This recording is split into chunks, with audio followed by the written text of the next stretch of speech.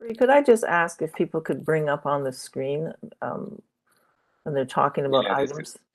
Live stream has commenced. Okay. Yeah, it's just hard for me because of my vision issues right now. Okay. All right. We'll talk to staff. Thanks, Brenda. All right. So we're now in open session. Welcome again to everyone who were joining us via this live stream. So I just want to I need a motion to approve the items that were identified as part of the closed session. Warren so moves. Thanks. Lawrence, and second. Pour continuer en français, appuyez sur 2, suivi du clap. Do I have a second? Jim second. Okay, Jim. Your access All right, thanks. or meeting number followed All in by favor? Yeah. So just for the record, I'll reread the motion. Be it resolved that the closed meeting agenda as presented to the board is approved.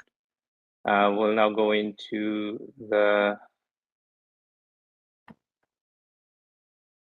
Trying to get my agenda up here. Yeah. Okay, so Tom, so before we go to Tom, we need a motion to approve what we discussed in closed session. So I'll just read the motion. Approve the following. Be it resolved that the meeting is moved into public session, and approve the following interim staff contract financial extensions for A, HOW.com, Arlene Howells. B, Facilitate Management Consulting Inc., Mary Tate. C, Cross Poly Solutions, Bina Tarakan. D, approve HR Associates as a vendor for the purpose of sourcing interim staff through April 30, 2023, with the following contract extension for the following individuals.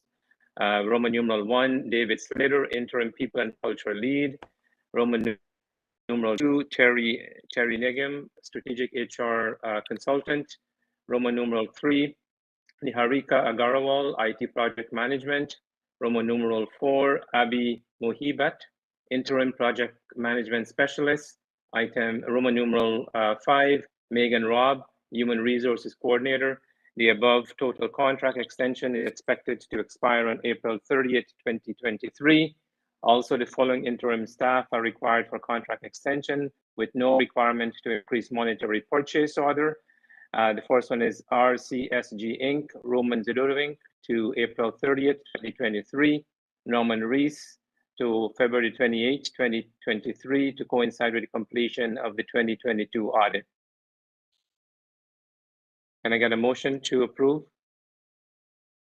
Lawrence, I move it. Okay, Lawrence.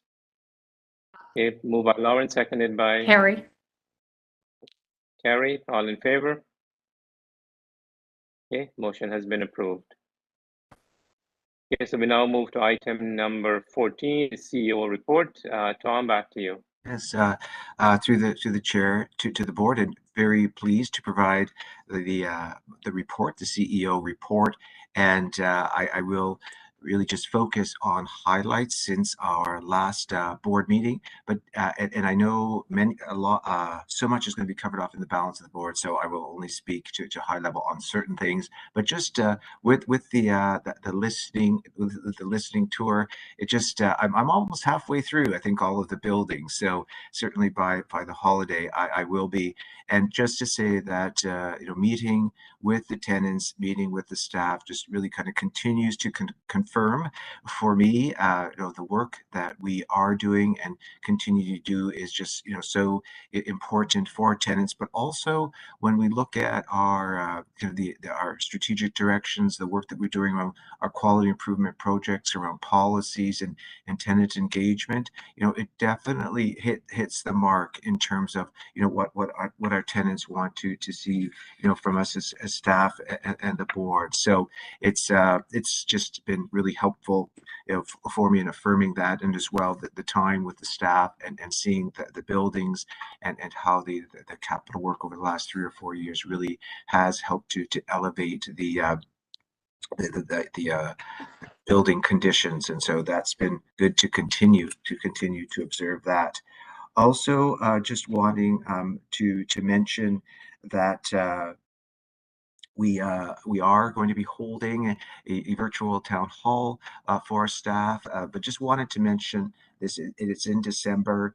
We were going to do it in person, but with what's been happening from a public health perspective, we're going to do it virtually. But we'll be providing the staff with a $10 instead of we were going to have goodies at the session. We're just going to provide them with that $10 Tim Hortons gift certificate and a toolkit. And so we're just looking forward to that time with the staff, but also we are going to recognize, importantly, long service, and not so much, obviously not from Toronto seniors, but there were staff from Toronto Community Housing who with the COVID hadn't been kind of formally recognized over the last, I think it was 2 years. So we're going to be doing part of that time with the staff to do that. And also we undertook our first United Way campaign. It was with the staff. It was smaller, but it really was once again an effort with our leadership team to do a smaller United Way campaign. So just wanted to recognize that with the board.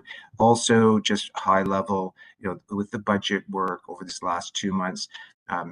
Really wanting to recognize the incredible kind of work and pressure and work that Vince has undertaken with that budget as well, with the balance of the team. It really, being a new corporation, really having to balance from a fiscal perspective and what we are achieving and want to achieve.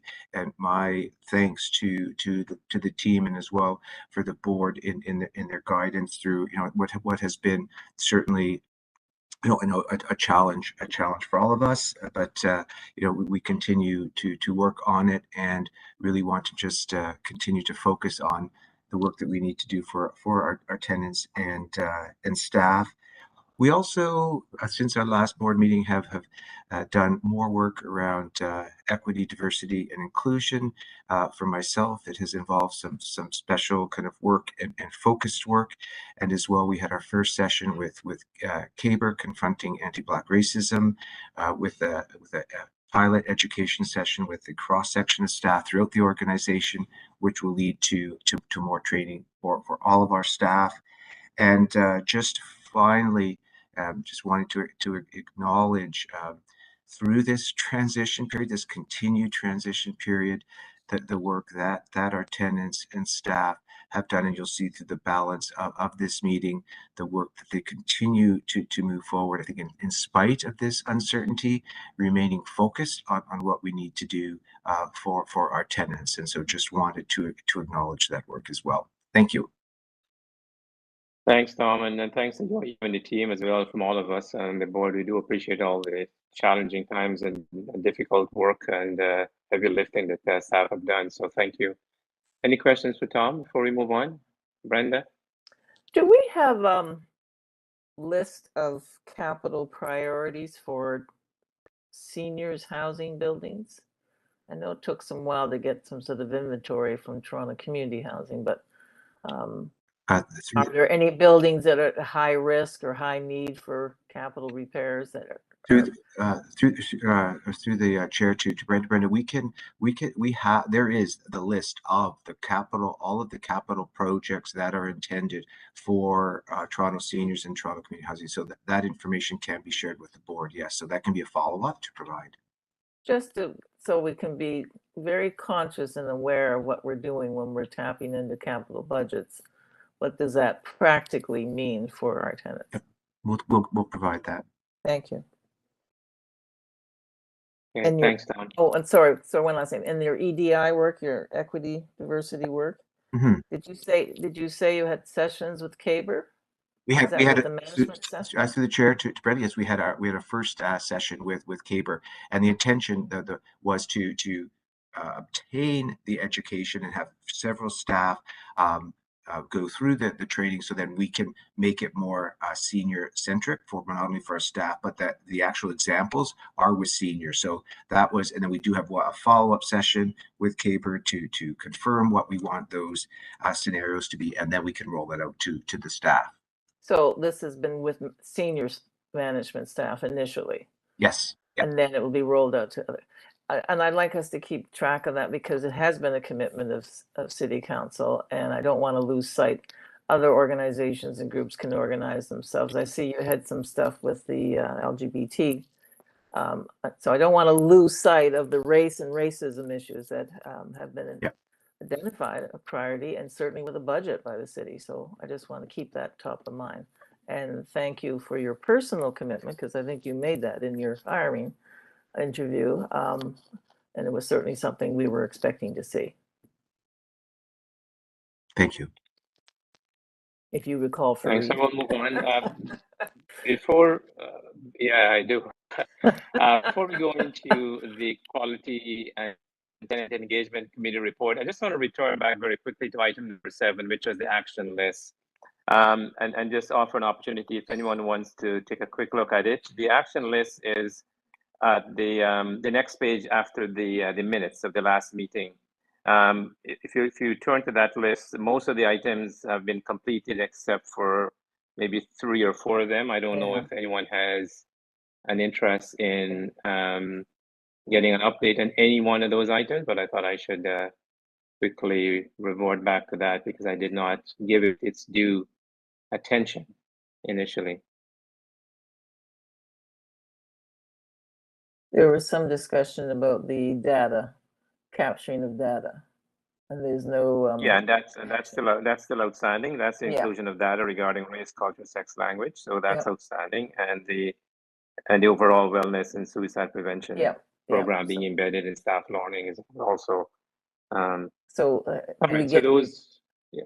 Did we get a report on that? I mean, where are we on improving the data collection? I think it's work in progress. I don't want to speak to Tom. I don't think there's any substantive progress to be reported on, but it's something that they're keeping in mind as they put together the foundation to be able to track this data. Tom? Yes, through the chair to Brett, absolutely. That's where we are. And in fact, we're holding a second session with the management group around the KPIs, around our data, what we want to be measuring. And that certainly is one of the areas, right, where we have to determine what can we and what will we collect moving forward. So that is work in progress. Can we get a commitment that be dealt with? Because if you don't count it, then you don't count.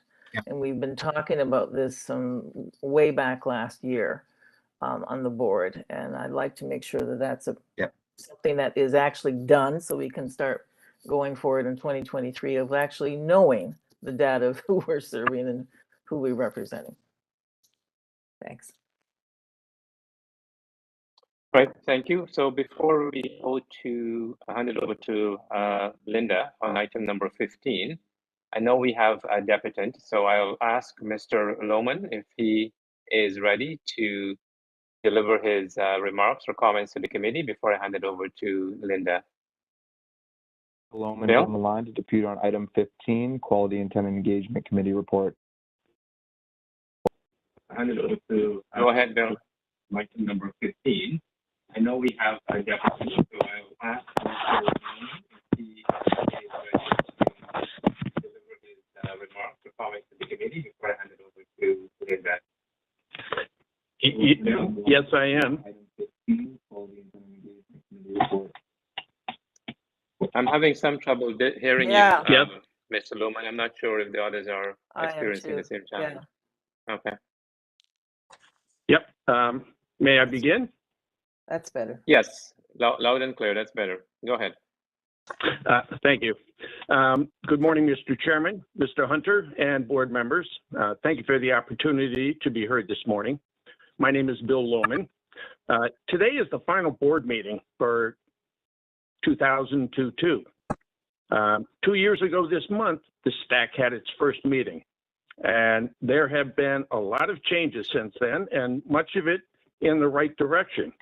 But of course, there are concerns that have been raised repeatedly during that time that have been ignored and remain unanswered. At the September seniors board meeting and then at the November QTE meeting, I heard concerns and directors' comments about the vast amount of tenant-facing policy and procedures that are being passed through without the rigors of thorough examination. And we saw the same thing occur in the April 29th board meeting when the policies were approved en masse due to time constraints over the legalizing of the new corporation. And last spring, I saw the Toronto Housing's refresh management apply this sort of same out of time argument, saying that there would be no funding for tenant action funds if the entire package wasn't passed. This is a tactic that's been used to justify interim policies that somehow turn into approved policies. And it's a pattern and practice that's been used repeatedly to expedite instituting policy positions instead of collaborating with tenants in deliberative and inclusive decision-making efforts, which are stated in the shareholders and are also stated in the, in the accountability frameworks. And here's just a couple examples of how these work. The use of space meeting that we recently had was more about using the STAC members to help staff gain tenant permission for agencies to get into buildings where they were leaderless communities and don't have any agencies assigned. Then there is the tenant leader emails, the request for and the promised tenant leader list, contact list, has been turned into a pilot for an interoffice email system by building name. And its intent is to be used as a communication tool for tenants to contact their building leaders. We asked for this list to start connecting with isolated communities a full year ago, and we still have no idea who other leaders are. And all through this, our communities continue in isolation and are siloed from connecting with other tenants in other communities. Then there's the Tenant Action Fund. It still has zero transparency in the process. There is a lack of accountability.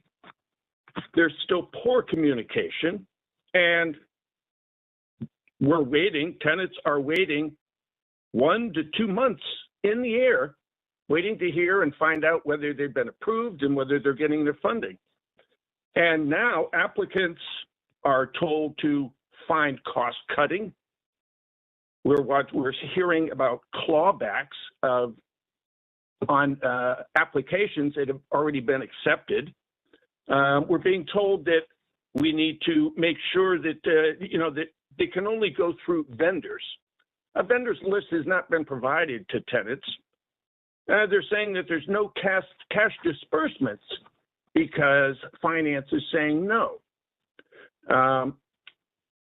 These are things that create, clear conflict between the integrated service model's mandate and the tenant engagement expectations. And whereas one approach is about tenant voices being able to influence decision-making and steer community programming in a decentralized model, the other has a role of the SSC in a rather autocratic authority, as an autocratic authority in a centralized model with no staff accountability tenants. And it focuses on the specialized needs and care of support of vulnerable tenants. And what about the large majority of senior tenants who don't require those special supports? They're not addressed or even considered by the integrated service model.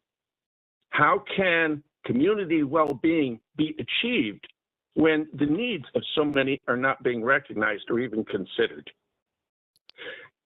So these are just a couple of examples. And they speak to what is being left out of this very important process that's moving forward. And, and I honestly have to say that I am full of gratitude for the work and the effort that I've seen in the last year by the board and by staff. Everybody is working hard and with good purpose. I think what it boils down to is that we, as I stated, we have a conflict between the integrated service model and how it operates, and the fact that tenants were left out. And we have a tenant engagement model. We still do not have a linkage. Now, these are things that were brought up 2 years ago at the very outset about a lack of communication, a lack of accountability to tenants. So, as we go forward, I think there's a lot of things that are being put into place that are really, really good. But we need to stop and think about the one stakeholder who has been left out of the process. Now, there are things that are coming, certainly the tenant engagement, there is work to bring tenants into this process. But at the ground level, actions need to be happening that bring gratitude. We need that sense of gratitude. Thank yous. I appreciate the common sort of interactions that will start to build this base that we need for trust and the growing of a relationship amongst all of us. So I want to thank you all, for everything that folks have been doing. And I'm hopeful that in 2023, the idea of gratitude can find a way to start pulling all of these efforts together so that we can move forward in a corporation that expounds and builds on well-being. So I guess that's about all I have to say for today, folks.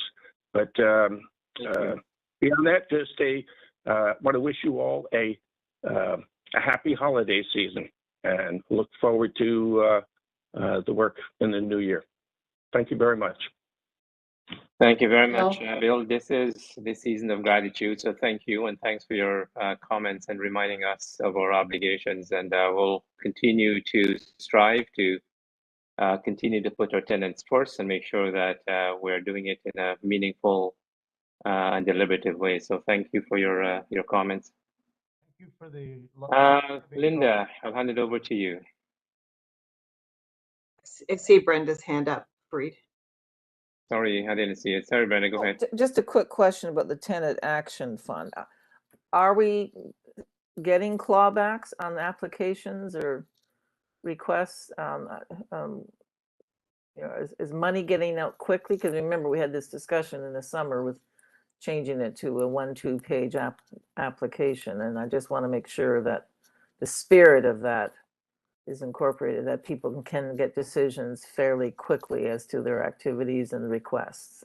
Tom, I don't know if you have any comments on that. Through the chair, Brenda, I'm going to pass that over either to Brad or Grant. They're more familiar with those applications. Through the chair, Brad or Grant? Go ahead, Brad. Yeah. So yes, yeah, Grant. the funds are being distributed. It's very simple for us to, when it goes through a procurement vendor, in order to distribute the funds. Some of the applications were sent back because there is a $1,000 limit that is placed on an application. So when applications are submitted in the $1,500 and $1,600 range, they have to be sent back for the senior services coordinator to work with the tenant who submitted it in order to revise it so that it meets the funding guidelines of the program. And decisions are made within how many weeks if someone puts in an application? The funding table meets every Thursday at 2 o'clock, and tenants generally receive a response on the Friday following. Okay, thank you.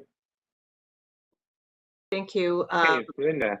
Thank you, and hello everyone. And I also want to express my gratitude to Bill for continuing to Yes. challenge us and bring forward both his gratitude to the team and some recommendations. And hopefully we will continue to work collaboratively and make an effort to actually express our gratitude to all of the tenants who have been participating so freely. I'm actually on a lot of the emails requesting people to participate, and I can't believe all of the engagement that's happening. And I know that people have full lives, and volunteering and giving your feedback so regularly and so freely is greatly appreciated. Maybe before I go further, I see that Jim's hand's up, so I will ask if you have something to say first. I just wanted to say thanks to Bill for the Thanksgiving card that he sent me last week for the American Thanksgiving. I tried to get it in before he left, but wasn't able to. I should have raised my hand then. Thanks, Jim. And I too actually appreciate the kindness that Bill does show. So thank you. Thank you, Bill. I'm sure he's still listening. So thank you. I'm going to now just move to a report from our Quality Tenant Engagement Committee. We actually had a very fulsome meeting in November as well, and continue to be moving ahead on a number of different items that I'm going to ask staff to actually speak to today of note. And so just for those of you who were at that meeting, many of the agenda items that we actually are bringing forward to the board were discussed in a more fulsome manner and with feedback at our QTE committee meeting.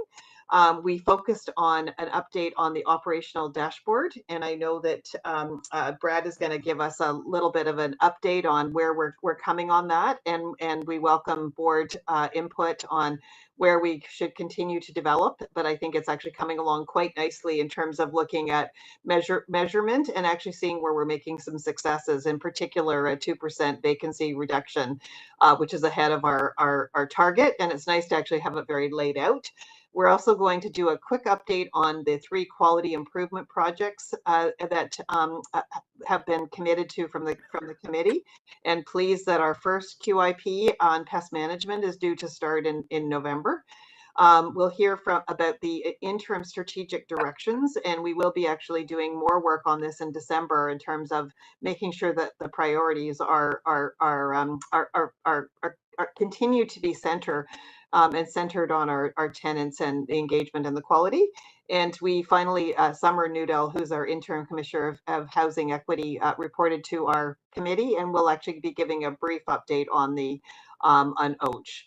So I'm going to pass it over to our first update, which is on the operational performance dashboard, and that's Brad. And it might be helpful to have this up as you go, I think, just because then people can see it, if that's possible.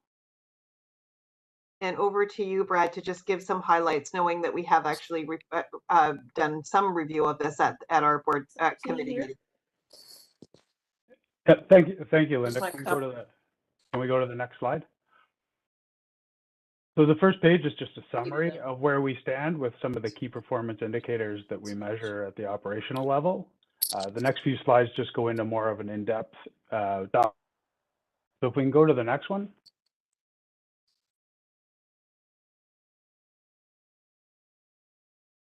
We go to the next page. Right. So for the month of September, the total arrears, including retroactive maintenance charges and parking, stood at $1.6 million, a decrease of $28,000 from August.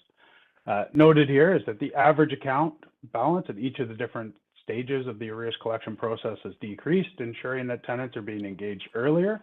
And as we know, early intervention is a key to arrears payment. With regards to vacancy rates continue to decline from 5.81% as day one of TSHC to 3.58% at the end of September, exceeding our target with the service measure of 5.09%. And as of yesterday, stood at 2.4%, 0.35% ahead of the year-end goal with the service manager. And this is critically important because the service manager has recently advised that there will be financial penalties for units that exceed 60 days turnaround. Next page. Work orders were completed by staff at a rate of 90.22% within 5 days. The large spike in the number of work orders on the report is due to the annual unit inspection, which is a physical inspection of all the units within the portfolio. This is the first full inspection since pre-COVID and has resulted in an increase in the work being performed in people's apartments and in their units. Next slide.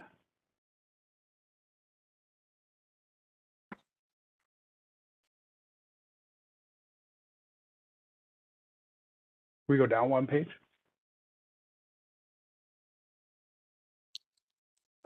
So pest control is one of the most significant issues that our tenants face and staff face. The vendor, and we have processed over 2,300 requests for the month of September. I'm pleased to advise that we've hired and onboarded the 2 pest technicians that we previously reallocated within our headcount and have completed interviews for the supervisory role. We're looking forward to the improvement project that Grant will be updating the board on later to ensure that we tackle the pest issues in an integrated manner. Next slide.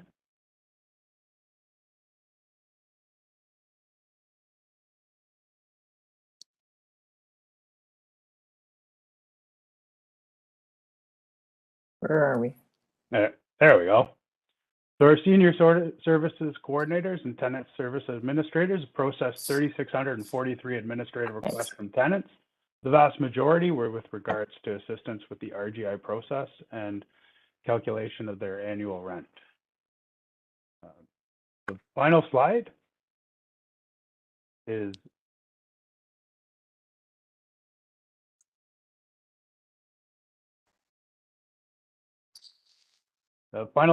information that's received from Toronto Community Housing's Community Safety Unit, outlining their calls for service at Toronto Seniors Housing Corporation buildings.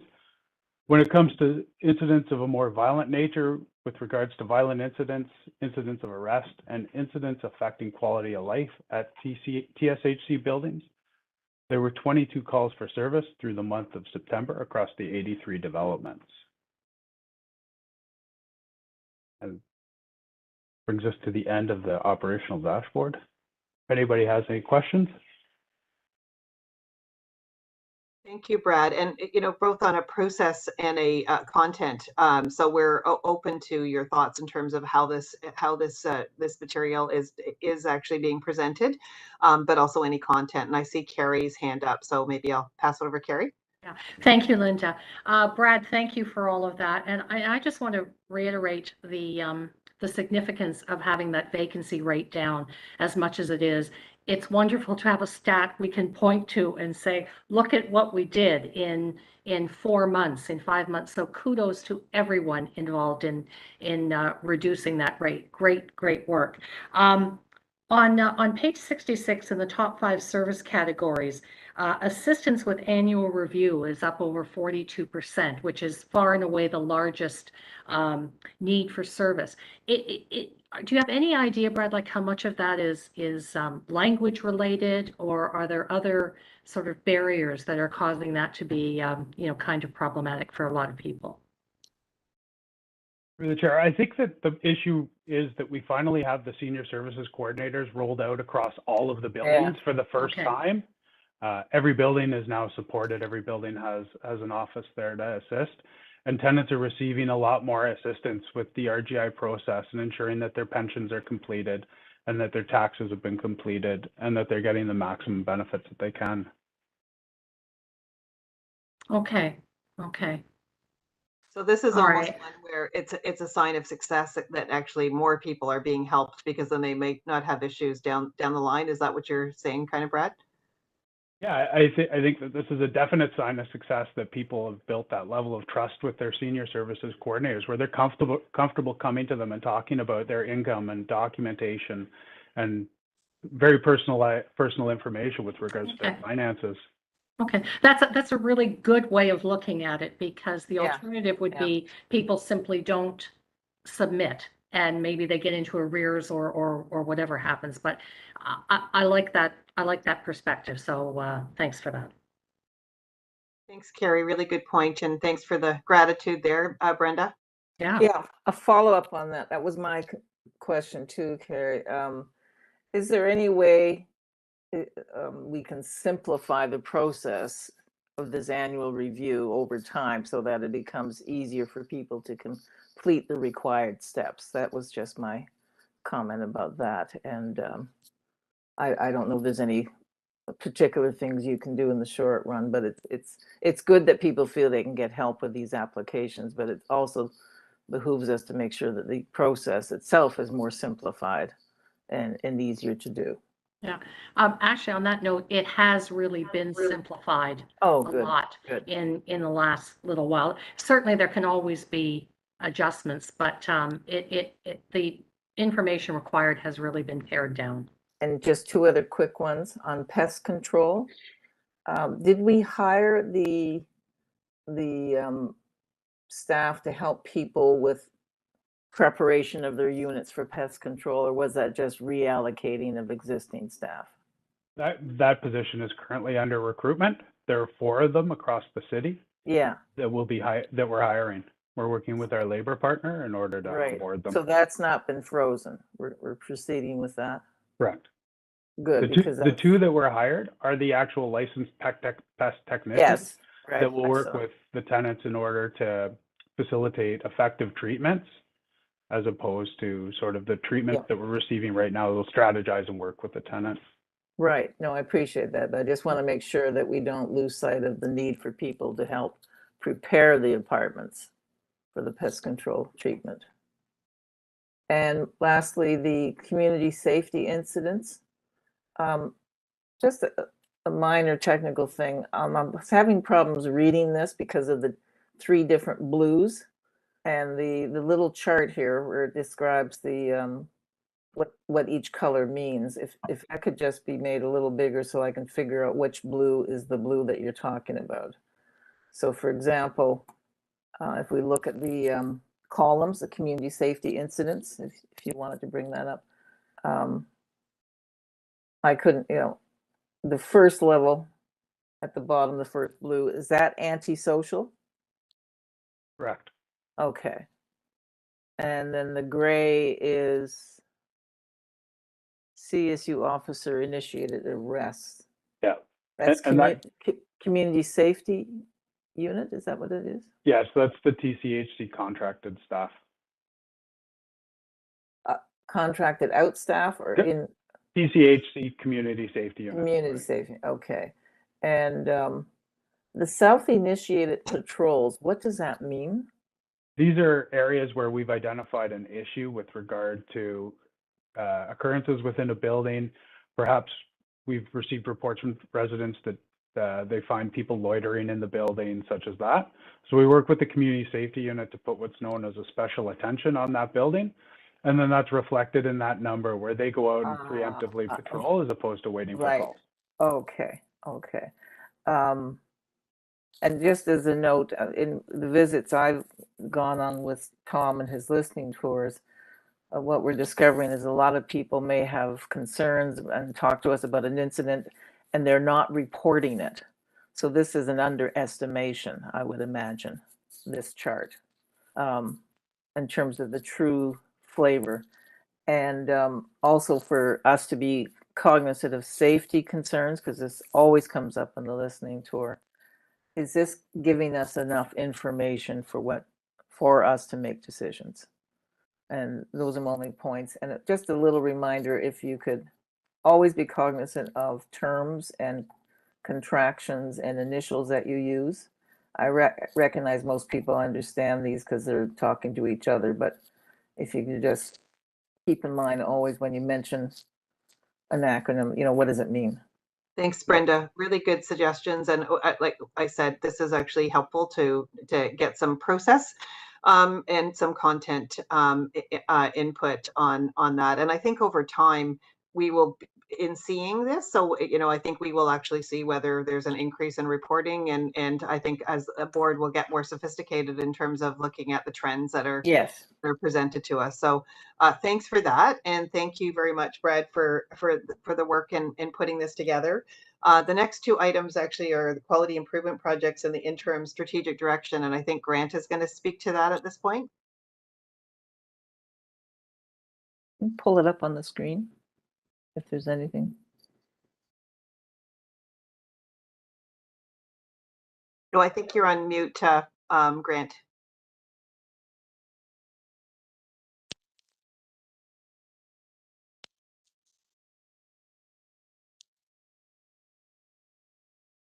Sorry, is that better? Yeah, now we hear you. Perfect, thanks. Apologies, I had the wrong setting on the microphone. Thank you, Linda, and through the chair, I'll provide a verbal update on the quality improvement projects and take any questions before going to the next item on the interim strategic directions. So as an overview, there are 3 quality improvement projects, as I believe everyone knows. The first one's on pest management, the second one on safety and security, and the third one on staff and tenant relations. And I'm just going to focus this update on some pieces of work that have happened since the last time we talked about these. So we have now retained a facilitator to help us with the work. It's Western Management Consulting, and they've been onboarded and are now working with the team in preparing for the sessions with the tenants. We have been working and have drafted the terms of reference for each of the quality improvement projects, and those will be brought forward in the first meetings upcoming, which I'll speak to in a minute, with the staff and the tenants on each of the projects. We've also developed information packages to support the discussions upcoming on each of the 3 projects as well. The package for pest management has been developed. The safety and security package is still being developed, as well as the staff and tenant relations package, but they will be completed and brought forward. And there may be additional information that is discussed once the sessions start with the tenants and staff. We held a tenant information session on October the 24th to express an opportunity for tenants to participate in the projects. We had about 20 tenants attend that. And subsequent to that, we have now identified 29 tenants actually across the 3 quality improvement projects who will be engaging with these series of meetings upcoming, starting with the first meeting on December the 5th for the pest management quality improvement projects, where we have 9 tenants, followed by December the 15th, which will be the first meeting on the safety and security quality improvement project, where we also have 9 tenants. And then the first meeting on the staff and tenant relations with staff and tenants will be on January the 18th, where we have 11 tenants. So a total of 29 tenants participating, which is really good. And we're really looking forward to that. And then in terms of the overall process, we will be moving forward through a structured meeting process to talk and introduce the projects, look at current state, look at future ideas, implementation plans, and then ultimately how to monitor all this. And that will be the process that will happen over the first 6 months of 2023 through each of these projects. So we are moving forward on this, and we're very excited with the fact that the meetings are now about to begin. And we're looking forward to how those move forward, and we'll bring updates back to the Quality and Tenant Engagement Committee as well. And I'll take any questions. Thanks, Grant. I think that's a legacy hand that Brenda has up. Does anyone else have any questions? All right, thank you for that. And it's great that there's engagement. Brenda? Just a quickie, the safety and security will cover what areas of concern?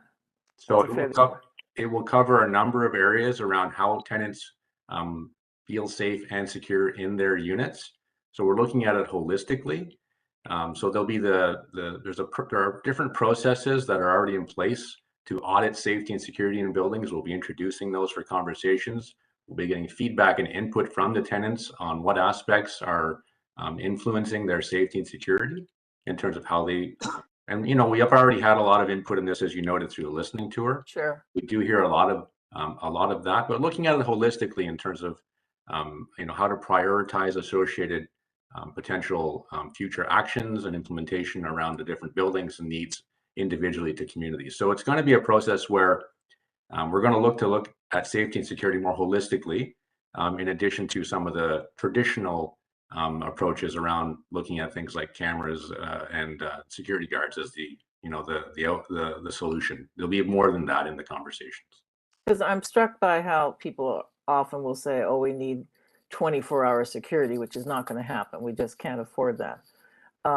But the issue of people coming into the building, unauthorized entrance, I mean, I know this is a continual problem, but it seems to me the more we can control the incoming, outgoing of people that are not authorized to be there, the better, because that seems to be the thing that causes people's distress, people in their hallways, drug deals happening, etc. So I just want to highlight that concern I have.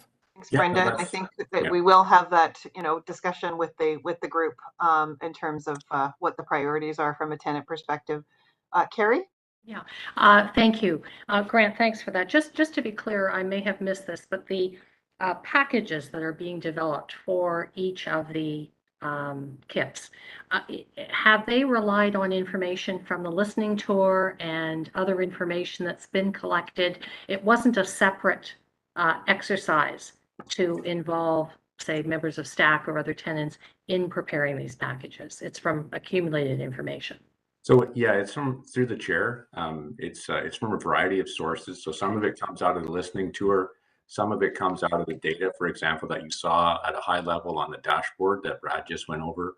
Yeah. There's also been looking at other jurisdictions and best practices to also bring that into the context of each of the 3 quality improvement projects. So it's not just the type. It goes beyond the traditional data that we have collected. And we're trying to bring and look at the right level of more detail, actually, and how to have a conversation with each of the groups, and then also understand if there's additional data we can be looking to bring to those conversations. Great, thank you. Thanks. And Grant, finally, your item around the interim strategic directions. So I'll really quickly go through this one. So there is a written report before the board and through the chair. So at the previous Quality and Tenant Engagement Committee and board, we brought forward an approach to taking the development of a strategic plan, which was subsequently discussed with the city. And then further to those discussions, there was a direction to develop what we're now calling the interim strategic directions, using a scaled down process based on several of the inputs from a large amount of previous work already done on things like the Health Commons work, for example, on the Health and Wellness Initiative, the Joy Connolly report on the engagement model, the integrated service model, our shareholder direction input from STAC, the listening tours, and so on. We are currently drafting a structure for the interim strategic directions that will include drafting a mission, mandate, values, strategic objectives, strategic initiatives that will ultimately manifest in a roadmap of implementation activities over the next 12 to 18 months.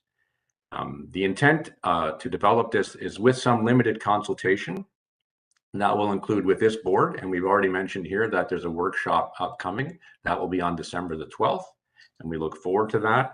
We'll also be engaging with the Senior Tenant Advisory Committee. We'll be introducing it at the STAC meeting this afternoon, and then having a more fulsome workshop with that group in January. We'll be working further with the staff and the executive leadership team and a small set of external stakeholders, including the City of Toronto. And our intent is to bring forward the draft of the interim strategic directions to the Quality and Tenant Engagement Committee and then ultimately board in the first quarter of next year. I'll take any questions. Great, thank you, Grant. Brenda? The external stakeholders that you mentioned here, and do you have a sense of who they will be? I'm hoping it will be more than just institutional stakeholders.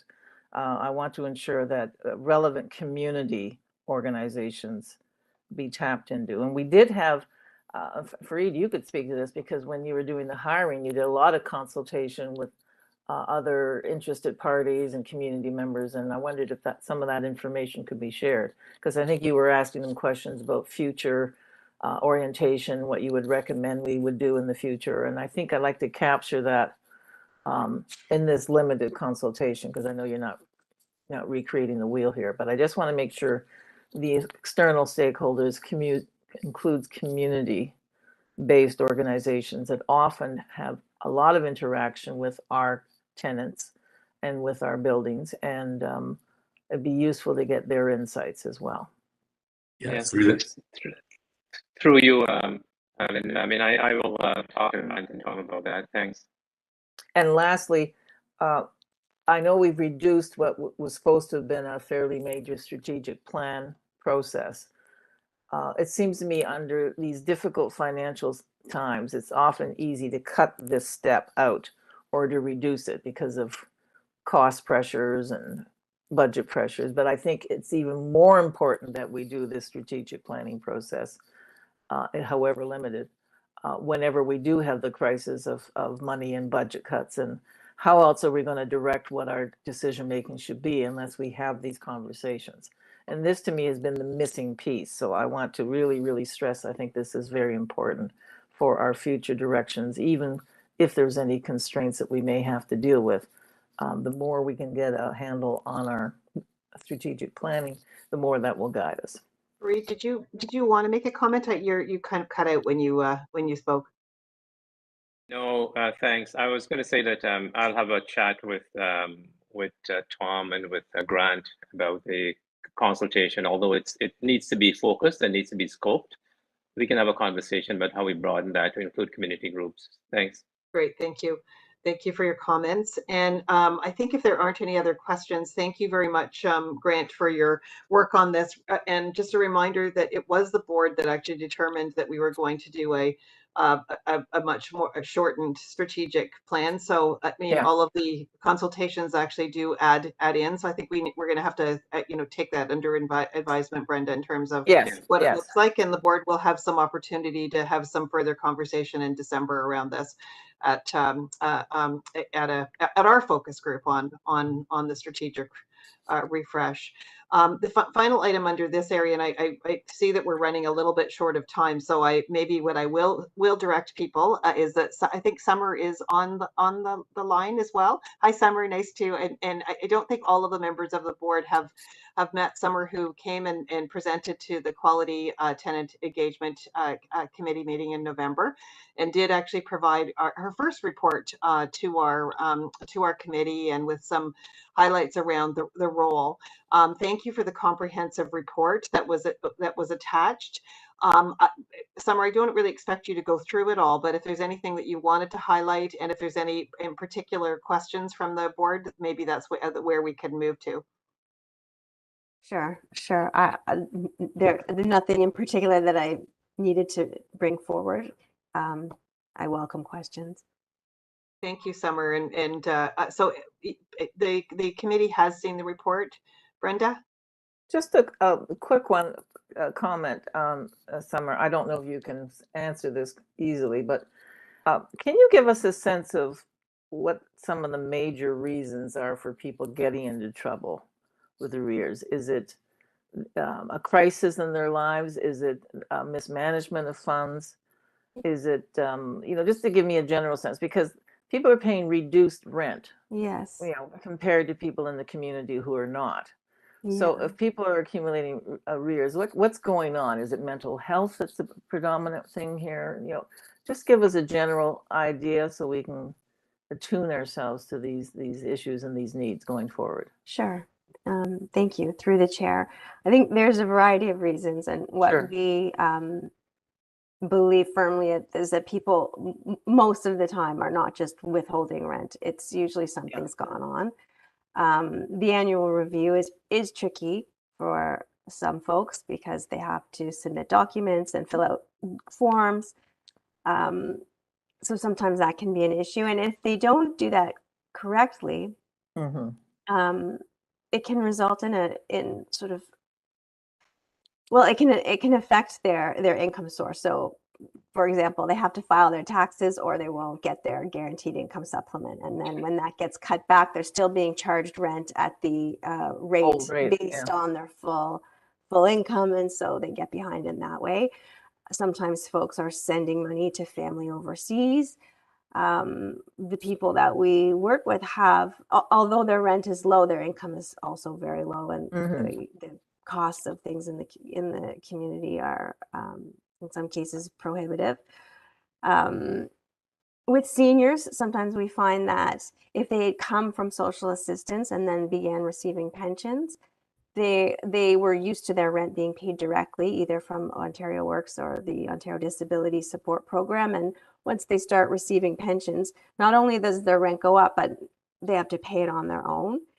And so it's not systematized in the same way. There's systemic issues, and our early resolution officers try and figure out what exactly that issue is, and whether it's opening a bank account, setting up direct payments, or straightening out their income. So these are. Thank you, Summer, for that. These are sort of like multiply challenged people then? I mean, can't quite get their things together. And It sounds like a Yeah, and variety, Brenda. yeah, I gather. Yeah. Okay. Thank you then. Yeah, thank you, Summer. And just, of note, as a new organization, I think we're very lucky to actually have a well-established Yeah. office in place. Yeah. And that I will remind the board that this was actually focused on seniors, the That's right. original mandate, and it was actually put in place because of an eviction of an elderly tenant. And I actually, for one, am very pleased that we actually have this proactive opportunity to review how we're doing, and actually have people that have a compassionate approach to understanding complex situations. So just wanted to thank you, Summer, and the team. Please extend our thanks to your team for the work that you're doing. And it sounds like things are going well. We got a bit of a report at the last meeting around the relationship between the Seniors Corporation and OACH, and very positive feedback going back and forth, because I think we want to actually be working together on this. Any other questions from anyone in terms of the report? Great, thank you. And Fareed, I'm not sure if you need a motion on these items for information, or if we just leave it. No, I don't think, no, we don't need a motion. Great, thank you then. That's the end of my section. Thanks. And I just also want to echo the sentiments expressed by Linda. I mean, this has been a very, very busy committee doing a lot of really important and really impactful work. So Brad, Grant, Summer, thanks to you and your staff for your leadership you provide in this regard. This is the very essence of why we exist. So this is great work. Thanks, Linda, for shepherding all of this stuff. All righty, so we'll move to item number 16, which is the communications and engagement report. But before I ask Grant to do an update, I'll invite, we have a debutant, Camille Wilson. Not sure if Camille is ready. Camille Wilson is on the line to depute on item 16, communications and tenant engagement. All right, Camille, go ahead. You have 5 minutes. Oh, thank you so much. And by the way, also, thank you as well. I just want to first own up to the fact that I was accidentally listening to the wrong broadcast, thinking it was live. But the good news is I was so engaged in your previous board meeting where you were speaking of tenant engagement and opening up post-COVID opportunities for tenants to be engaged in activities, et cetera, again. So thank you for that. A little quick feedback about myself. I've been fortunate enough to be part of the seniors building that I live in now for 3 years, coming up December 16th. And the first 2 years were a real learning process in developing safety and believing this bureaucratic system would be a place that I could call home. I'm very happy to say I feel that way in many ways.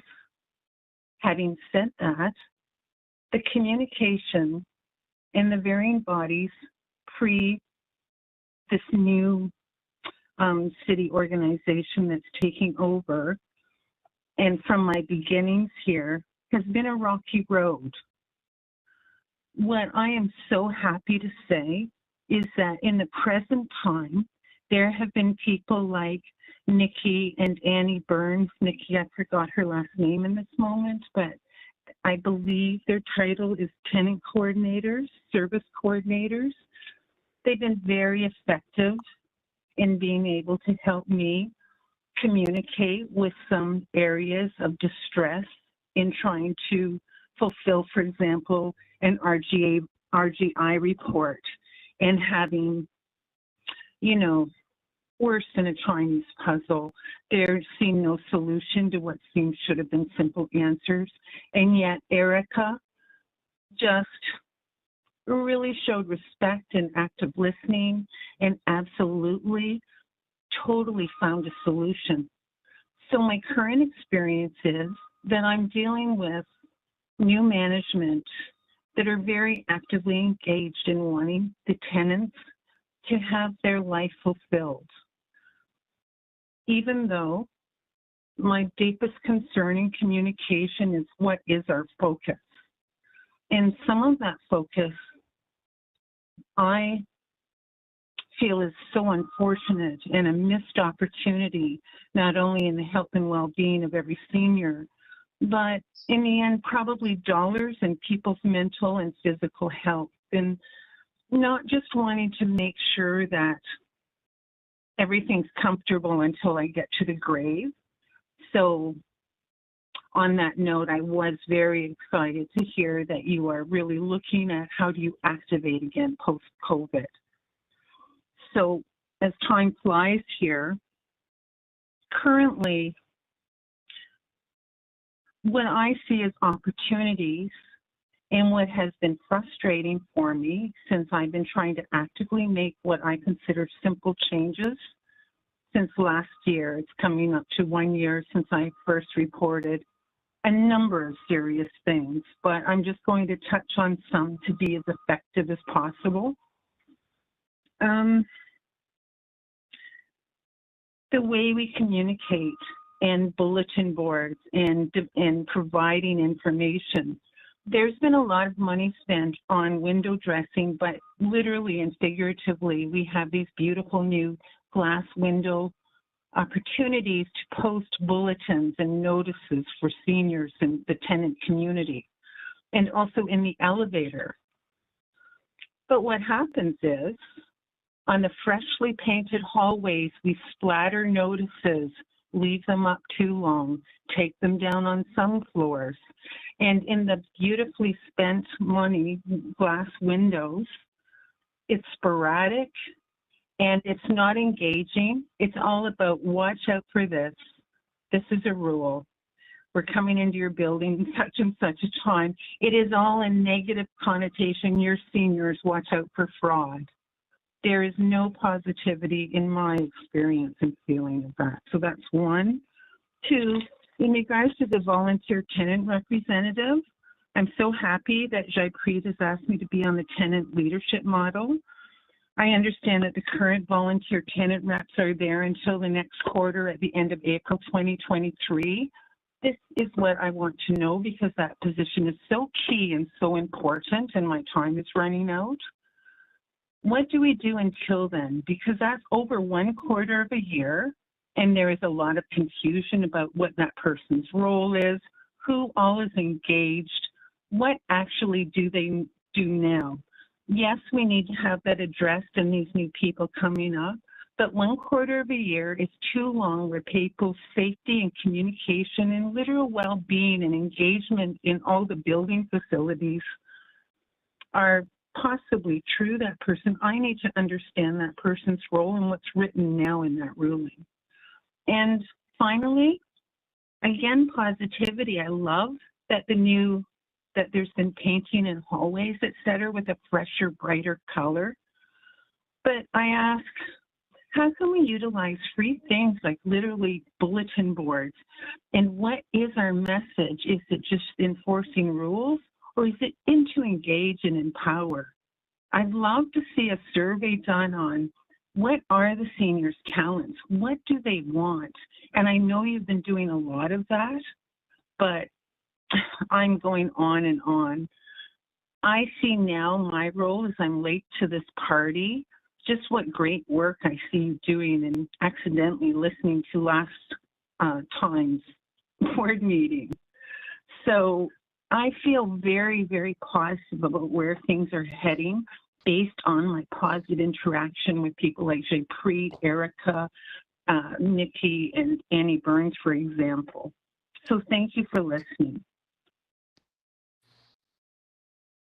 Thank you. Hello? You're welcome. Thanks. Thanks, Camille. Appreciate your comments and, Sure. And your feedback. No worries. Should I hang up or are there any questions? You can hang up. I don't see any question, but thanks for the reminder. I think the points you made about communication is really important and perhaps using Yeah, the designated I space guess I would center. finish. I would finish with this. I'm now in a place where I'm actively engaged in observing what's happening and feel a responsibility and also, of course, an invested interest in the positive vitality of seniors' communication. And so, yeah, thank you for this opportunity, and I look forward to the next. Have a nice day. Thank you. No, we appreciate your comments and your feedback. Okay, Grant. Thank you. So thank you, Fareed, and through the chair, I'll provide a very brief update on a written report before the board on update on communications. So from a tenant perspective, just a couple of highlights. We've issued 2 community letters to date. Our first edition of the Senior Speak newsletter since transition was distributed, recently published and mailed out to all the tenants, and the next edition is being developed right now. We've been working on updating the bulletin board procedures as per the deputation we just heard to help be more effective in how those boards are going to be used. We've been working on updating tenant language data through our annual rent review process to improve the language profile data we have to help support translations and other activities and interactions with tenants. We've completed some training with regards to AODA and are working now on making the documents on the TSHC website AODA compliant. We're also working with RPath, the accessibility team, to implement a tenant guide early next year. Tom already talked about the listening tour and how that's progressing. I'll just note that we have 22 interpreters planned through sessions over the last quarter and through the year end, which is something we're trying to bring to those sessions to make them more effective for tenants. And on the staff front, Tom has mentioned we have the upcoming event on December the 7th, where we'll be celebrating the first 6 months. We've also held a staff town hall on October the 11th. We've been publishing our staff bulletins bi-weekly, and 19 editions have actually been published since June. We're going to start to share those with the board going forward. And so we look forward to the board having an opportunity to have that information. So I'll just end on that. There are a few other pieces in the report.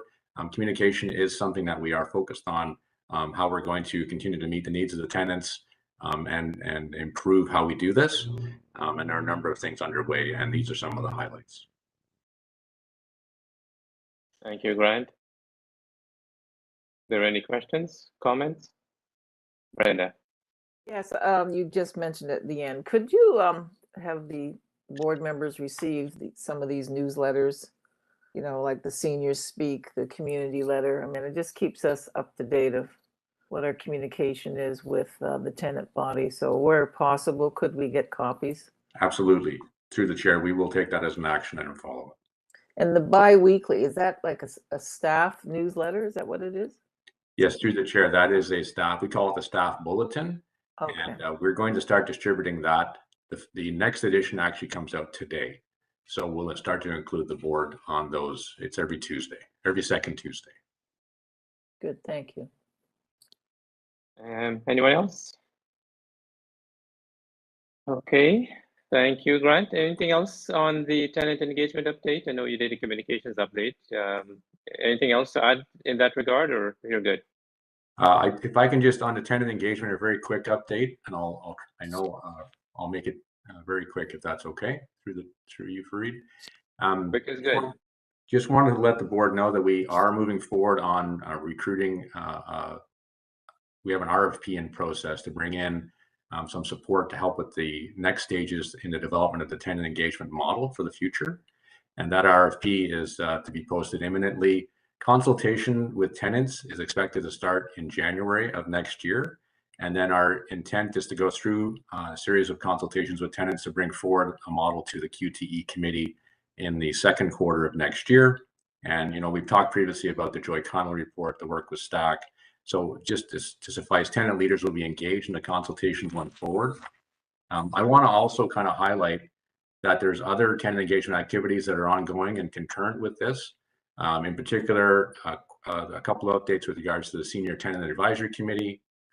So the STAC has recently met on the use of space, and that was discussed briefly earlier in one of the deputations. That was on November the 7th.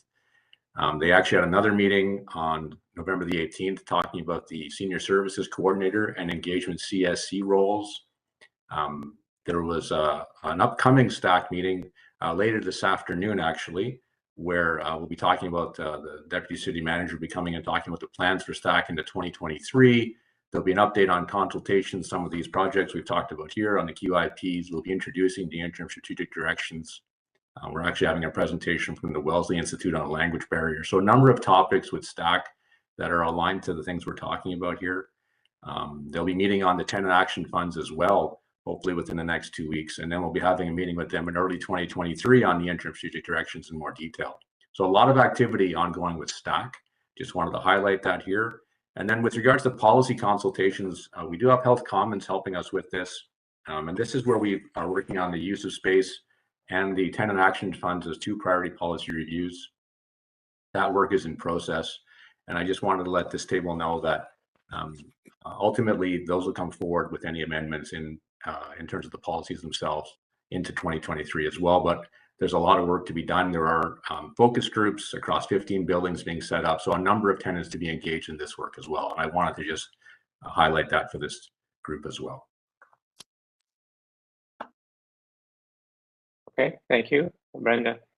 Who's coordinating, if anyone is, all this tenant engagement and the consultations? I mean, I'm just concerned about burning people out, but both staff as well as tenants. But there's a number of these initiatives where we're trying to engage the tenants and involve them. And I'm just wondering, is there any sort of cohesive, who's pulling that all together? Who's on first to make sure one hand understands the other? I don't know if there's an actual answer there. Tom, can you help us with that, or? Can't hear you. Sorry. Yeah, through the chair to Brenda. So the work that has been identified around this tenant engagement it is being led by Grant, and then as we hire the for example the tenant engagement staff, which are in the operations area, component of that will be more within Jaypreet and Brad. So it is being led with Grant, and then there will be a transition with the staff when they're on board under operations. So it will be a balance over the two. Well, because like the Health Commons report, I mean, I know that reported to city. Yes. Not to us, but I'm just wondering, how do we integrate all these disparate pieces and activities and communication and engagement and yada yada? Through the chair to Brendan. So with these reports coming in, and they're the kind of direction from a strategic operational level, and so that's why Grant and his team have been looking at those and exactly what is the actionable items, and then that will be specifically get assigned to maybe it's individuals in operations still within or within Grant's area. So the responsibility of really pulling those reports together, channeling and identifying those actions will be through the strategy group. And the strategy group is who? Grant is with Grant. Grant and his staffing. Okay. So just concerned about, it's quite a lot to integrate and to meaningfully operationalize, right? So if we could just be cognizant and sensitive to those things. Yes. And the Joyce Connolly report, I have no idea what that is. We've made reference to it before. Was that some sort of prior report that had been?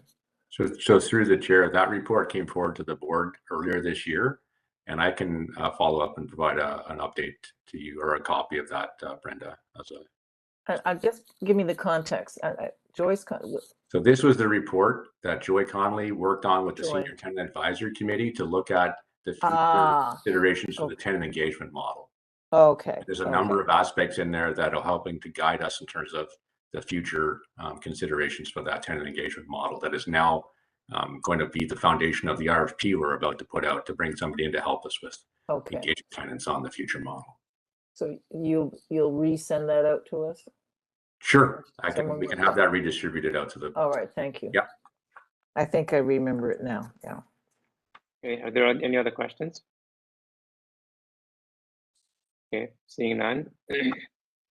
Thanks a lot, Grant. Appreciate it. So we'll move on to item number 17, which is the Corporate Governance and Human Resources Committee report. As you would have gathered by now, Councillor Ainsley, who chaired that meeting, is not with us. So I'll provide a very quick summary of the meeting, and then I'll ask Grant, Dave, and Tom to fill in the blanks. So in terms of the meeting summary, we had quite a good discussion on the staff training plan. A comprehensive review was provided for the proposed staff training for 2022-23. I think Grant alluded to this, specialized training for AODA and accessibility training was provided to role-specific staff at TSHC. There's also a focus on EDI training, which we mentioned earlier, with a specific lens on confronting anti-Black racism.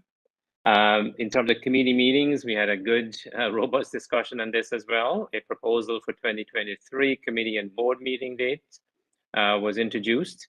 The committee meeting dates will be once a month, and the board dates will follow in the subsequent months. This will allow staff, of course, to meet some of the operational needs to support the board as it deliberates on these discussions, both the board as well as the subcommittee. There's also a report on the proposed work plan regarding governance. This report was presented to the board, and I guess we spoke about the upcoming workshop in December to further refine our conversation in that regard. So Grant, I don't know if there's any update on the board orientation and governance for 2023. Yes, so just quickly, and thank you for each. So through the chair, as noted, we did have that conversation at Corporate Governance and HR Committee. That report included an overview of a proposed governance work plan for a workshop in December. One of the things we wanted to bring forward here was that we'd like to propose shifting the discussion on the governance work plan from the upcoming board workshop on December 12th, where we're going to focus on the interim strategic directions. And we'd like to schedule a separate board workshop in January to talk about the governance work plan. We were thinking that given the fact that we want to have a focus on the strategic directions and also are looking to potentially have a board meeting on the budget on December the 12th, that it would be a good idea to consider shifting the governance work plan to early 2023 as well. Given with our board membership with 2 new councillors, this will allow some time for orientation into Toronto Seniors Housing Corporation and for them to become oriented before we discuss the governance work plan. So those were the other updates I wanted to bring forward here as to the board. Okay, thanks, Brian. So I guess I should get some indication from the board as to whether or not you're okay with us deferring that conversation from mid-December to January. I think it makes sense given that, you know, we're getting a couple of new directors on board, and also given the situation with the financial considerations. I'm not sure we'll get too much more information in January, but at least we'll probably get more than we would potentially get in December. So with those considerations in mind, I don't have any concerns with us deferring it to January, but I look to the board for your comments and consideration as well.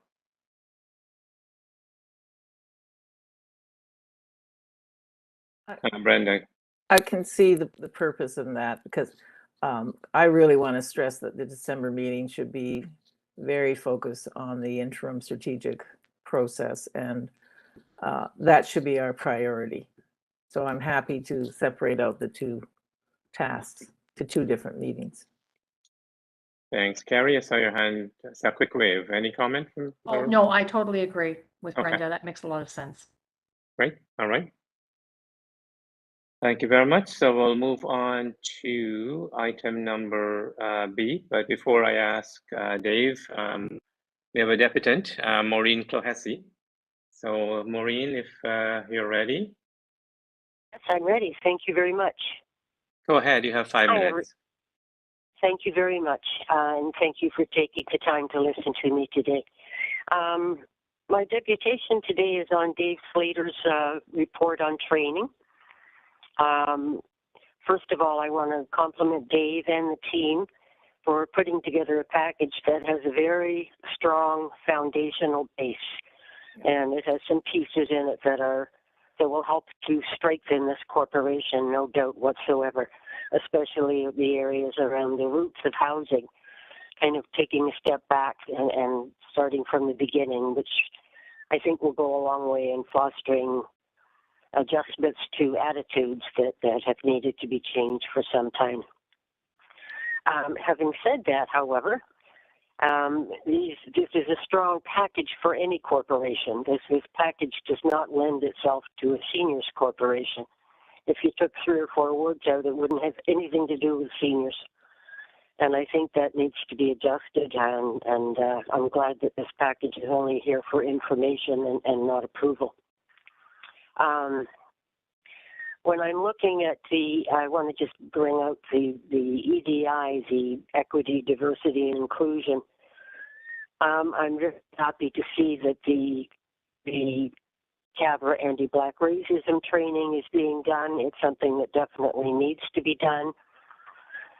But I'm also looking at what the city's guidelines are around the EDI and their promotion to get that right in all forms of discrimination.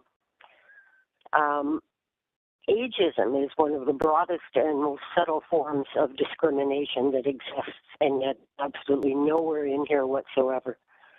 I looked at the city's site on EDI and what their definitions are and what their different policies and actions that they're taking. And there was only one that was related to age, and it goes back to the seniors strategy 2.0, which is a couple of years old now. And there's one little excerpt in there where it says they did a 3 promotional campaign back in 2021 around ages. So that definitely needs to be expanded upon in the city's literature and as well as in this particular training package.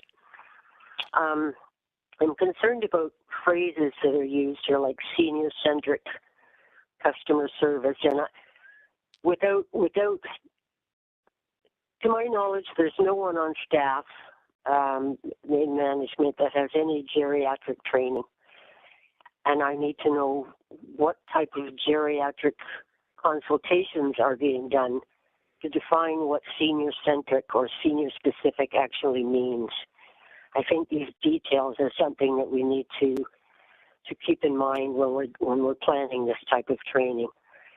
We can't rely too much on Toronto Housing's training simply because it's easier and that it's there. There are experts in this field all through the city and the province, so that's who we need to use. And that stands also for around the elder abuse and the suicide awareness. You know, who's training?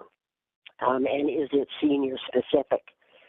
The other thing, too, is the choice of topics and the list of what's being trained.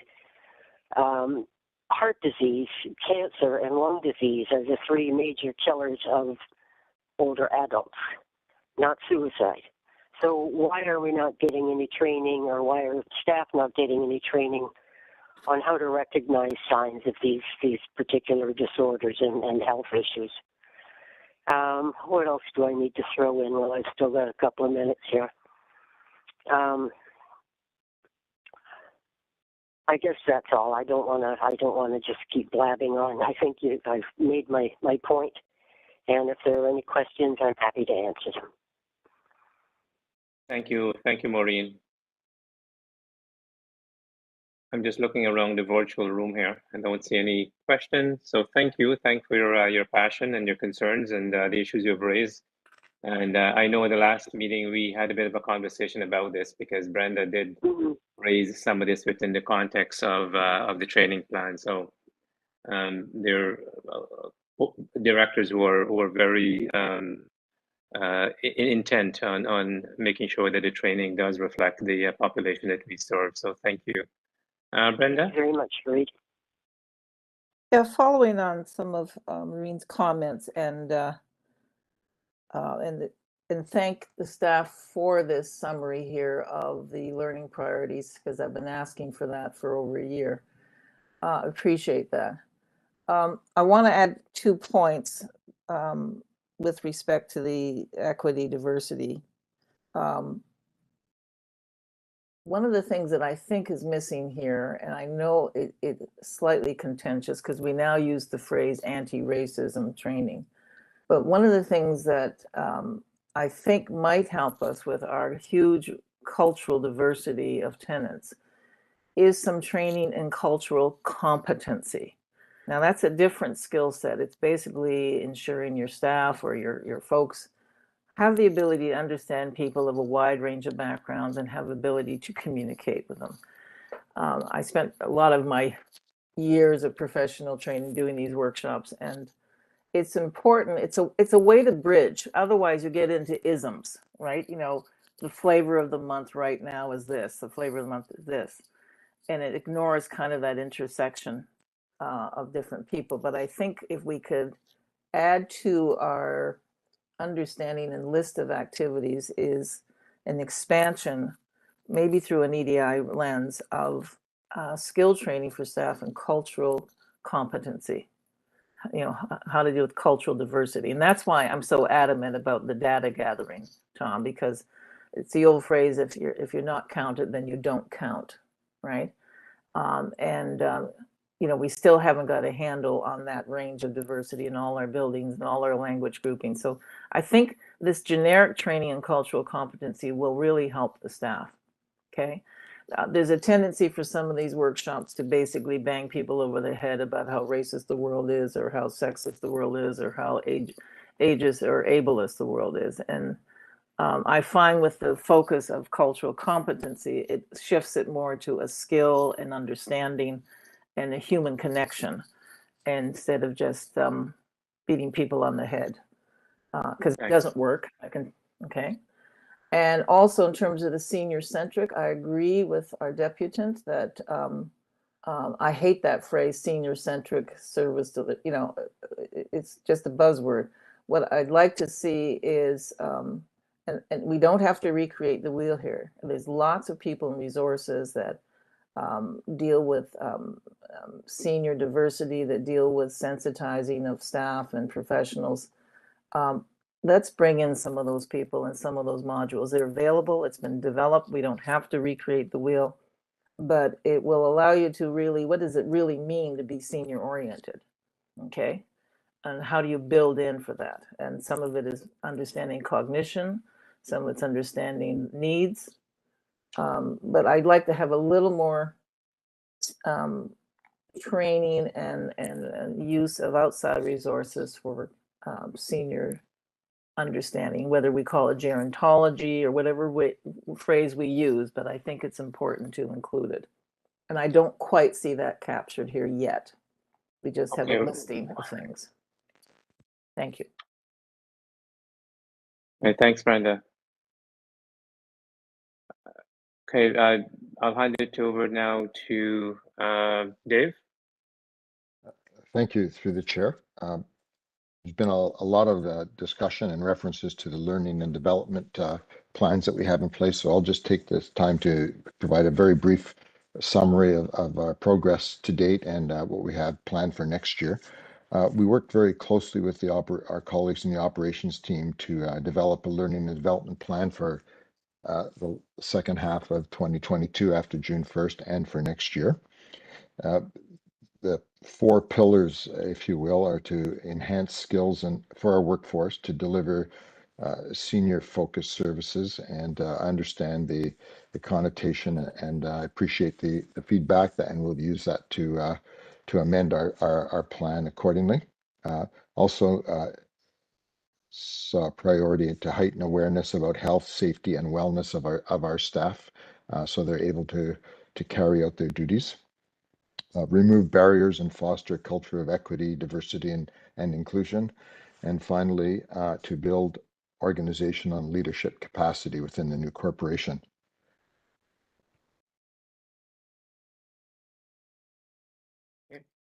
For this year, the last half of this year, we focused on AODA, as was mentioned, and CABR training. And for next year, we'll be focused on a number of continuing with that, and also foundational learning for our staff about legislation requirements, kind of resetting the reset, so we're all moving forward with the same view. Job-specific training for new hires, orientation for staff, and skills development training for staff to take on progressively new roles, and focusing on Hi, Annie, it's Matthew Kinch calling. Hope you're doing well. Just wanted to follow up. Our second comms team language. has availability tomorrow afternoon, so we are hoping. Sorry, Matthew. Can you just put yourself on mute? Thanks. Second language needs and translation services, recognizing elder abuse, understanding dementia, understanding mental health. Some of these programs have been delivered this year and we'll continue with that. And also enhanced training for our staff on using the financial system and various tools that are technology tools to ensure that data is captured timely and accurately. Happy to answer any questions. Okay. Thanks. Thanks, Dave. Any questions? If I could just, Go ahead. Your foundational learning and reset, I noticed that. I think that's really good. And also staff orientation when you're onboarding new staff. Is there a module that you have for this develop, or is it something you're going to be working on? There were generic modules that were used when in the Toronto Community Housing Corporation. We've been modifying those, and we're actually focusing on a total refresh once we have our resource on board.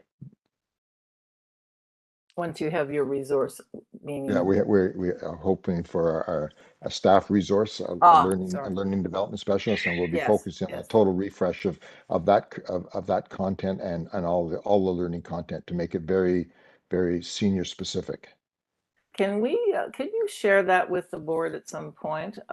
First of all, it might even be useful for our orientation, having these foundational background documents and understanding of how we are where we are. But I thought if that could be shared, it'd be interesting just to see what messaging we're giving our new staff. This is a concern of mine because I knew we'd be pulling over staff from Toronto Community Housing, and we're transferring all of the procedures and practices and policies. So this would be an opportunity to kind of reset and get a different focus, more focus on senior orientation. And if that could be shared in any way, I'd appreciate it. Oh, and the other point, Fareed, if I could just add, the other point of my talking about cultural competency and training like that is it also equips the staff to deal with other tenants in the building. You know, there's a lot of, conflict or intercultural misunderstanding that happens even with tenants. And there's a skill set of how to deal with tenants when you're a staff person. You know, how to calm down those tensions so you can communicate and get problem resolution. And I think it helps equip the staff with a skill to deal with what can be quite contentious tenant battles and fights with each other and misunderstandings and these cultural mismatching that happens. I mean, I see that in our listening to our meetings, where one group is a little insensitive to the other. So, thinking of it in terms of equipping staff with those skills to comfortably manage this complex world that we all live and work in is something I'd like to encourage and like to see. So it's not just ticking off on, I'm doing my suicide awareness this week and we're doing dementia next week. It's partly that. It's important to do those, but just to kind of integrate it in a slightly different way and giving the skills to staff to deal across the board. So we've got 13 minutes more, folks, scheduled for this meeting. So I'm going to ask staff and my colleagues to try and keep their comments brief. Let's try and get through the agenda in a timely way. Anything else, Dave, on the staff training? No, sir. Thank you. All right, Tom, you want to speak to the board and the subcommittee meeting?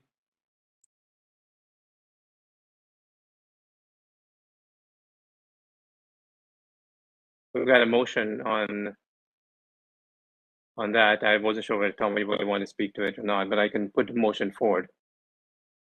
Yeah, sorry about that. I was on mute again. Yes, yeah. I think the motion forward to the recommendation is around the committee dates that were attached. So Yeah. we would be good with that. So there's no, All right, so there's no January board meeting then? It's February instead? That's right. Wow. okay, so I'll put the motion forward. Be it resolved that the Board of Directors approve the 2023 board and committee meeting dates contained in the board package as attachment 1. Can I get a mover?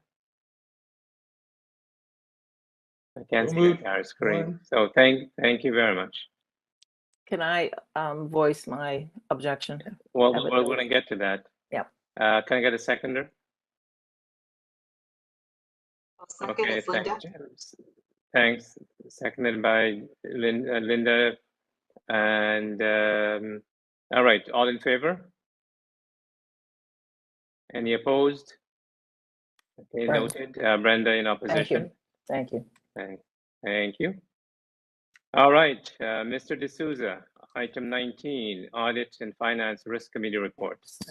Thank you, Mr. Chair. The Audit, Finance and Risk Committee met on 17th November and reviewed the statement of operations for 9 months ending September 30th, statement of financial position as of 30th September, revenue and expenses forecast, as well as cash flow projection for the financial year ending December 31st, 2022. The committee recommended that they be placed before the board for information purposes. Vince also provided an update on the Q3 reconciliation of accounts with the TSHC and the proposed budget 2023. The committee then reviewed and discussed and recommended for board's approval the information related to the renewal of various insurance coverages with the current service provider for the period of 1st November 2022 to 31st October 2023 and the associated insurance premiums. Further, the committee reviewed and recommended for the board approval the contract extension of some interim staff. Finally, the committee reviewed the information related to the year-end financial statements audit by KPMG and its audit timeline and the audit engagement letter.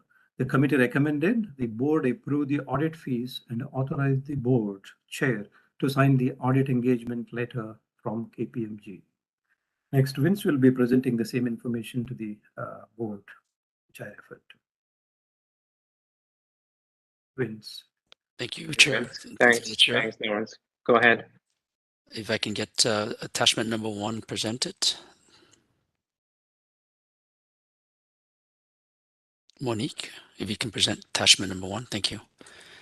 Okay, so through September 30th, 2022, TSHC has incurred operating expenses of $15,309,089, and revenue amounted to $15,309,089 as well, composed of $3,049,381 from the City of Toronto and $11,730,662 from TSHC for TSHC's rental units. This is including revenue less expenses estimate per the transition agreement and $80,626 of interest income earned on the bank balances. Expenses incurred were for staff compensations and benefit, TSHC lead consultants and other third-party vendors, insurance, transportation, communications, computer services, and other miscellaneous and shared services paid to TSHC. The City of Toronto revenue recognized of $3,493,801 from a budget of $5,097,576, with a positive variance to date of $1,603,775. The positive variance is a result of lower than expected legal and professional services due to the delay in the lease agreement, lower payroll and benefit costs due to hold on hiring of the approved corporate positions, along with reductions in software licenses, travel, conference, and other non-payroll related expenses. Salaries and wages, including benefits, higher by $273,000 versus budget, mainly due to ISM Phase 3 and overtime related to COVID cleaning. Professional services insurance were lower by $659,000 versus budget, mainly due to legal consulting services and timing of expenditure. Right now, if I may, if you can turn to attachment number 2. Attachment number 2 shows the balance sheet of TSHC, cash composed of $7,049,824. That's the amount in our bank account as of September 30th. Along with that, there's also HST recoverable amount and accounts receivable, which included $25,051 of September bank interest. We also have prepaid expense, which mainly is the insurance component in there remaining, along with the accounts payable, which comprise of $2,290,378, along with the deferred City of Toronto grant funding, included about $4,335,079, and deferred revenue from TSHC consisting of $645,338. In terms of what is consistent in terms of the accounts payable, which was the bigger balance there of 2.290, in there included payroll, with about $596,000 in the account, which will be processed in October, along with pensions and benefit, HST payable, and also interim staffing and seconded employees, which makes up the balance of $457,858. So that concludes the presentation of the financial statement. If I can maybe scroll down to the next item on the agenda, which is the forecast. Mhm. Okay, attachment 1 for the forecast. So attachment 1 for the forecast right now, TSHC is projected to finish the year with a surplus of $1.267 million, of which 1.069 is generated from TSHC, and the amount is subject to reconciliation with TSHC, which has to be repaid as per the transition agreement. The balance of the surplus, $198,000, relates to the interest income earned from the city cash advance and small operating surplus overall. If I can just maybe talk a little bit more, consisting of the total, the overall revenue. Revenue makes up $27.3 million, of which $5.5 million came from the City of Toronto. The remainder, $21.6 million, came from TSHC and TSHC's portfolio calculation based on the estimated budget.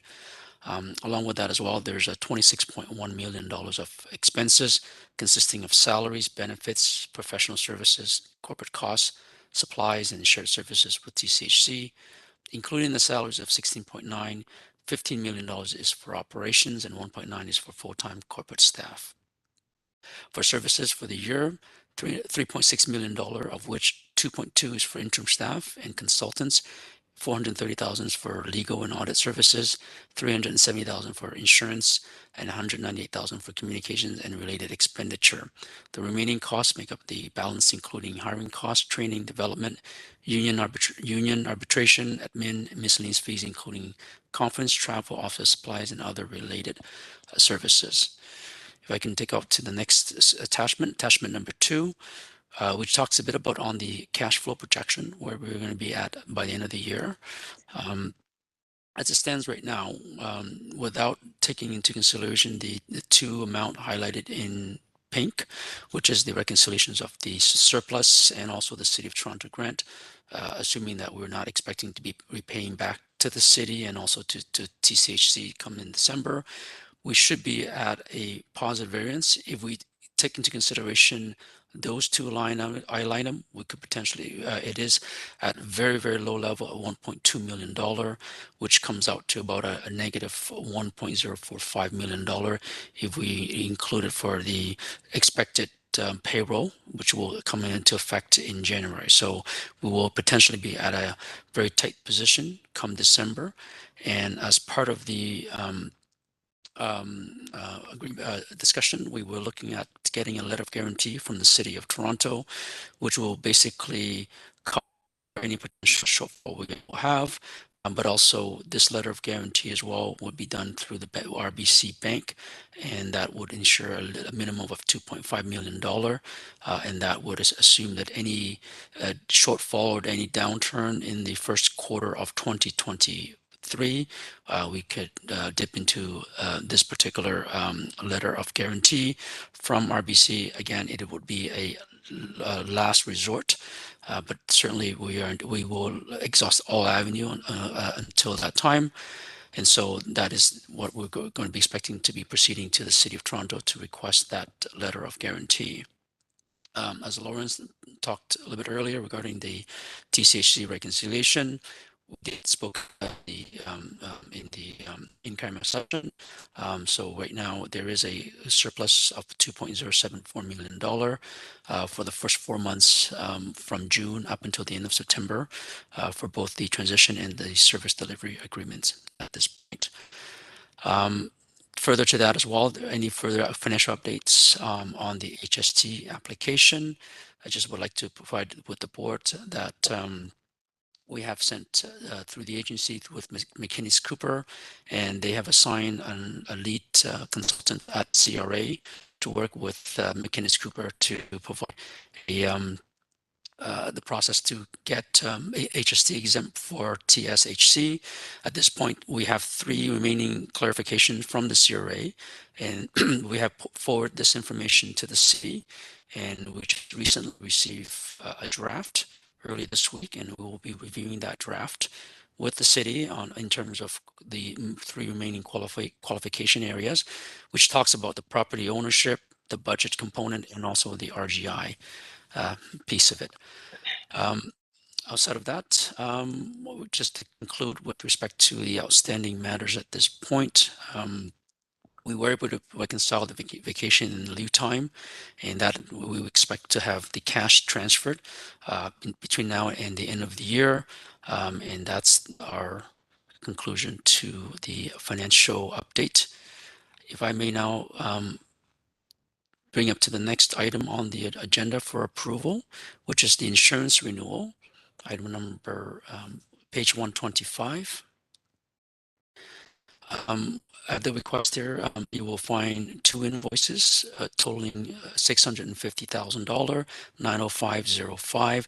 One of them is from HSC for $613,632, and the other one is relating to $37,003 as attached number 2.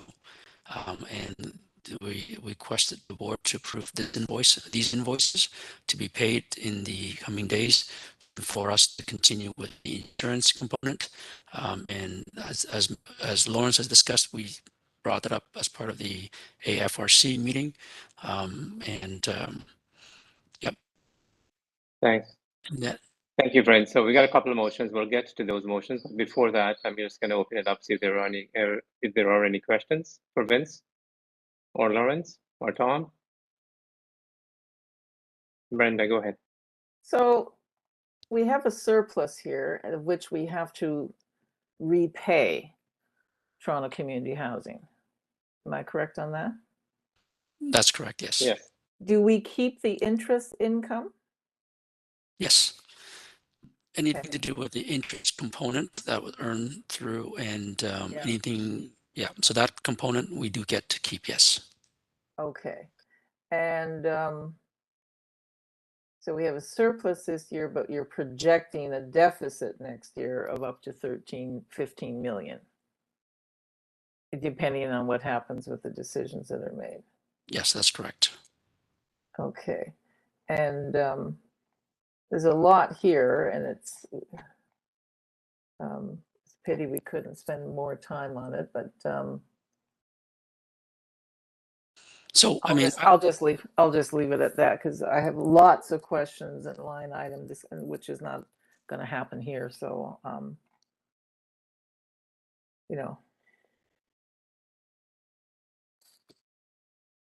So this report was discussed at the Audit and Finance Subcommittee. Of course, if there are questions, we can address those questions now. Or Brenda, if you think your questions are more detailed, I'm sure if you were to send them into staff, I'm sure staff can provide you with a bit of response.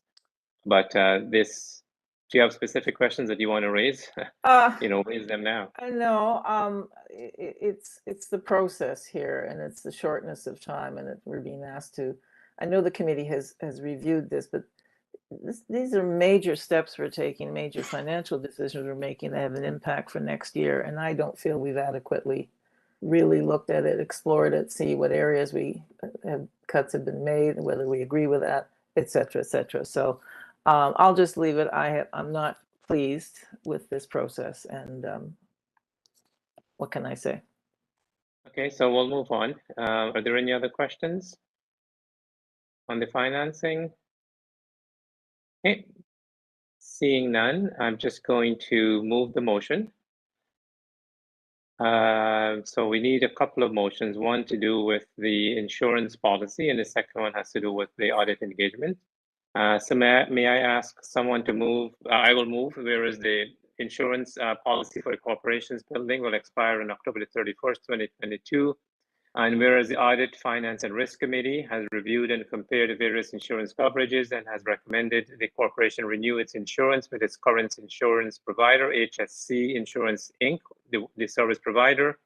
And whereas the board of directors of the corporation is required to approve expenditures above the threshold of $500,000, be it resolved that the board, one, approves the renewal of the insurance with the service provider effective November the 1st, 2022 to October 31st, 2023 at an annual premium of $631,632.05, excluding applicable taxes. A copy of such agreement is attached hereto as attachment 1. Secondly, approves the quote of excess crime premium of $37,273 attached thereto as attachment 2. And finally, authorize the CEO or his designate to take all actions and execute all necessary documents on behalf of the TSHC to implement the above recommendations. Can I get a mover? So moved, Mr. Chair. It's Warren. Thank you very much, Warren.